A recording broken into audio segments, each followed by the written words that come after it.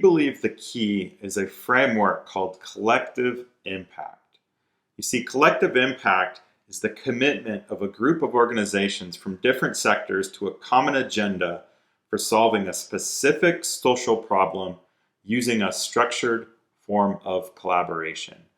In other words, it's multiple groups coming together to solve a single problem and doing it in an organized way. You see, I could do something and my neighbor could do something, but independently of each other, we're only going to have so much impact.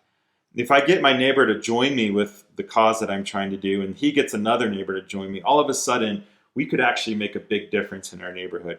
And that's the exact same opportunity that credit unions have. So this is a framework. It's like an open source way of thinking about solving problems.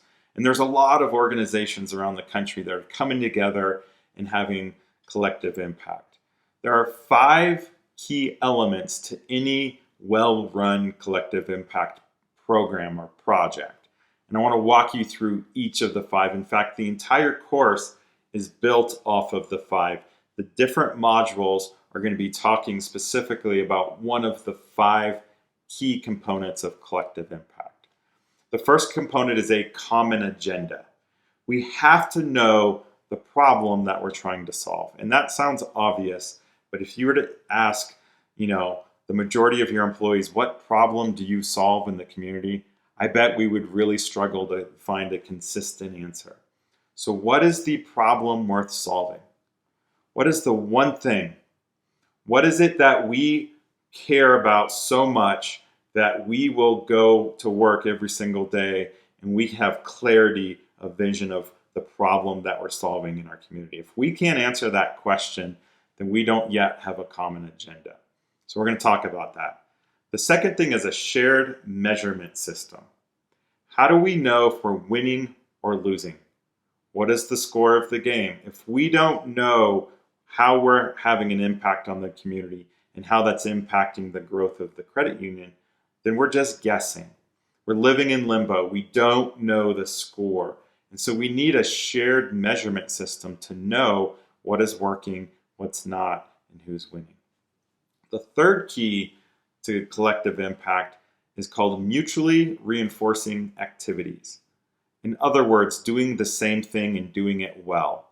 What is the activity that we're doing as a group that is going to move the needle as an outcome? So we have to pick something. We can't all be scattered around doing our own thing. We have to pick something and do it collectively if we want to move the needle. The fourth thing is constant communication. So this is the reporting. This is taking that data that we got in the measurement system, running the mutually reinforcing activity, and then communicating back to the shareholders, so to your executive team, to your staff, to your board, to your memberships, and then to the community at large. Is it working? How well is it working? What are the trends? What does the data say? And so we have to be communicating the results and the data back to the key stakeholders for it to be consistent. And then the fifth and final element of collective impact is what's called a backbone support organization. You see, these things don't happen by themselves. They don't happen by random thoughts that, magically a bunch of organizations come together with a common agenda and mutually reinforcing activities. It takes leadership. It takes a backbone organization. And that's really critical. And so we'll talk a lot about, CIF's role in collective impact and some of the other partners that are stepping up to really help credit unions go to the next level when it comes to impact. So that's the high level overview of what collective impact is. And we honestly believe that credit unions have just this amazing, unique opportunity to come together in what we are, cooperative, and move the needle in solving real problems in our communities like never before. And the time is now. And so we're excited to show you a little bit more about how that works in the following lessons.